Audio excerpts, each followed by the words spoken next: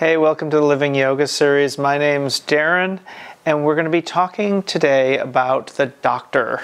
We're going to be talking about when should a yogi call the doctor. I get question after question after class, before class, where people want to show me rare skin issues. They want to talk about injuries they have. They want me to diagnose them. They want me to tell them if this medication that their doctor's prescribed is a good idea. And the answer to all of it is I have no idea. But I do know a few things about when it's appropriate to call a doctor. So that's what we're going to try and address in this video. About a year or so ago, I had a woman come to my restorative class, and she informed me that she had just been diagnosed with cancer. She was a bit distraught about that, and she told me that she was going to skip going to the doctor because she didn't like what doctors did when you have cancer. She had watched her mother die. She had seen the effects of things like chemotherapy and radiation and aggressive surgery, and it left a pretty bad aftertaste in her mouth, and she just decided that that was not right for her.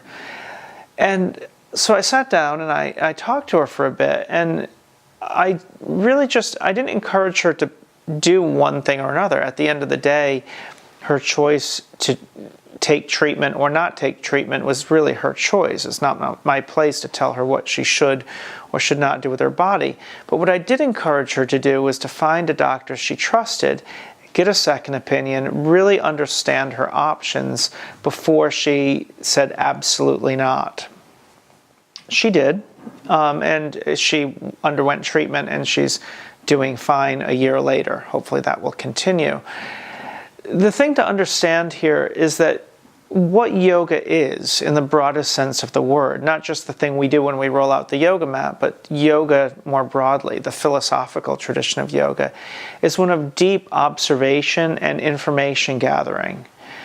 We like to pick and choose the information that we take in, and the ego likes to do that in a way that bolsters a preconception it has.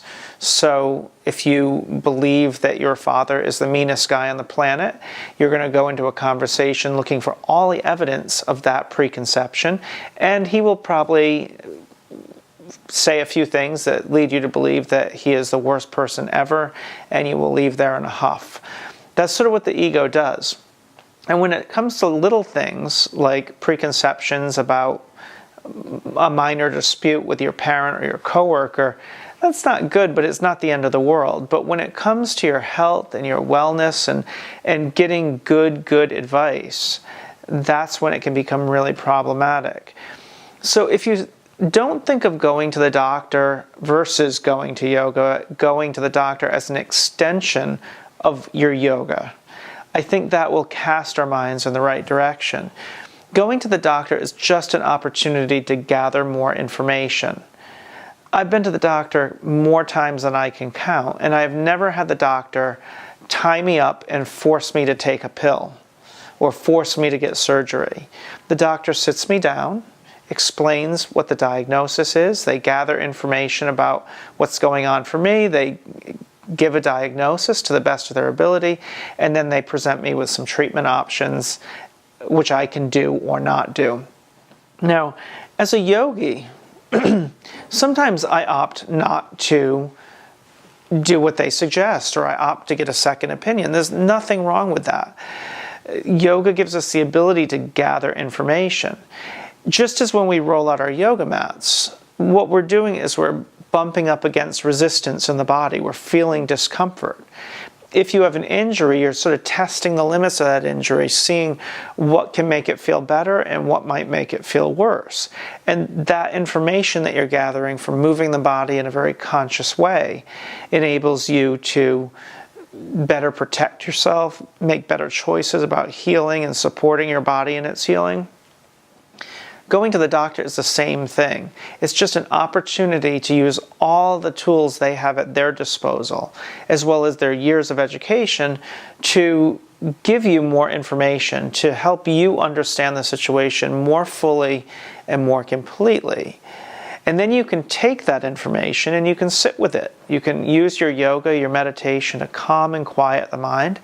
and then make a calm, reflective, informed decision about what path forward is best for you. Now, in the case of the woman who was diagnosed with cancer, she ultimately did meet with an oncologist that she felt much more comfortable with, that she felt safe with, and she took his knowledge and she reflected on it. She looked at the lab results that he had done. She took all this information. She used her yoga practice to calm herself, to not react based on the experience of watching her mother die of cancer and go through cancer treatment, but rather the experience that was before her. She opted for the medication, the more conventional treatments in conjunction with acupuncture and yoga and other things. And she's doing really well today. She made the right choice for her. Another person may arrive at a different conclusion, but the important thing is that you calmly sit with the doctor, that you use everything you learn in your yoga practice and apply it to that visit to see your doctor so that you can gather that information, you can make an informed choice, and you can have the best possible outcome. The one thing that I really want to stress, though, is it's not either or. You don't have to choose between rolling your yoga mat out or sitting on your meditation cushion or going to the doctor. You can have it all. You can get the best of everything. If you found this helpful, you know what to do. Subscribe.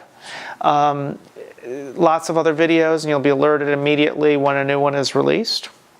If you could consider supporting us with Patreon. I even have a few special for sponsors where you get signed copies of my books and stuff there, so be sure to check that out.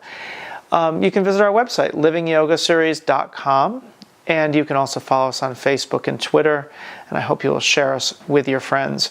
If you have questions you'd like me to address about any aspect of your yoga practice, please leave them in the comment section below or email me through the website. I'd be happy to consider making a video about your question.